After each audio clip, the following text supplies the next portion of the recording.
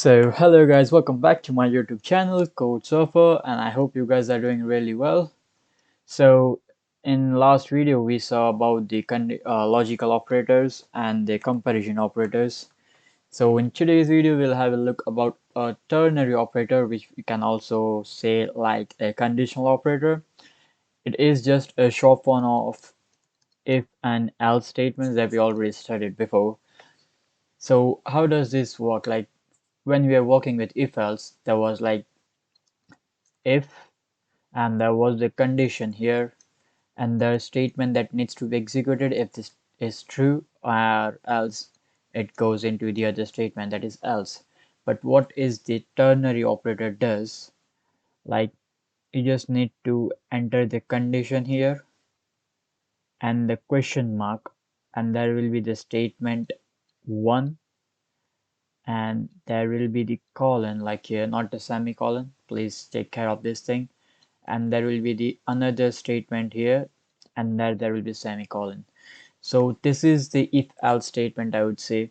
So the basic structure, I would say, of ternary operator is simple condition that we usually put here, and there will be question mark, and the first statement will be the if one. That will be if this condition is true, then always this first statement will execute. So the condition that we usually put in if will be here, or I would say we use here cout and whatever it is, and there will be the column here, and then the else statements would be here at the end, and will be close this line with a semicolon.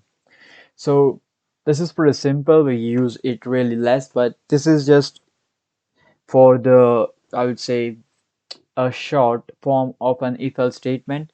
So let's quickly jump on our code editor and let's see how this thing works.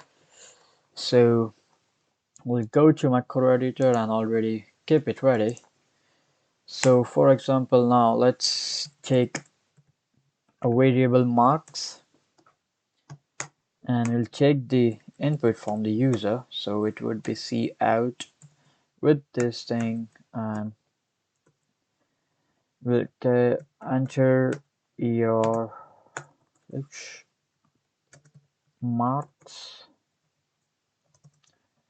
and then here there will be semicolon and cin with this less than symbols with the marks in here, because you need to store the answer in the mark. And as I see, I'll write down here once again condition, then there will be a question mark symbol, statement 1, then there will be a colon, not a semicolon, and statement 2 here, and we'll end it with a semicolon that we usually do. So this is the structure, I would say, or syntax we can say, for this ternary operator.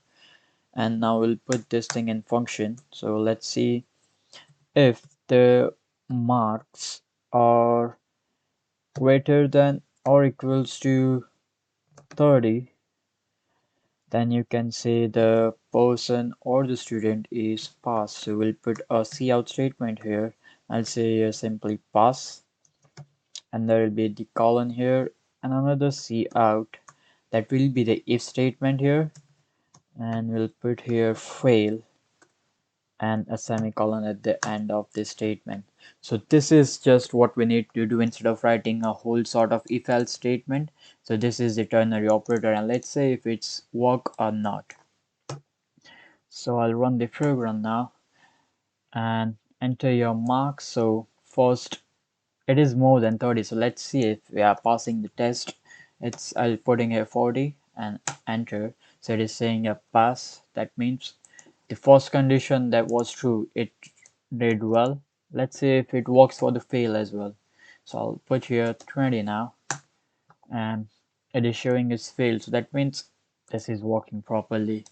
So most of the people don't use this like quite often. because the if condition, when you use if else, it gives you a space to write down, like if you want to run a loop sometimes inside of it, that you can't not do in here. So that was all for this video, I would say, and in next video we'll see some more informative stuff like this. So do subscribe the channel and see you guys in the next video. Till that time, take care. Bye bye.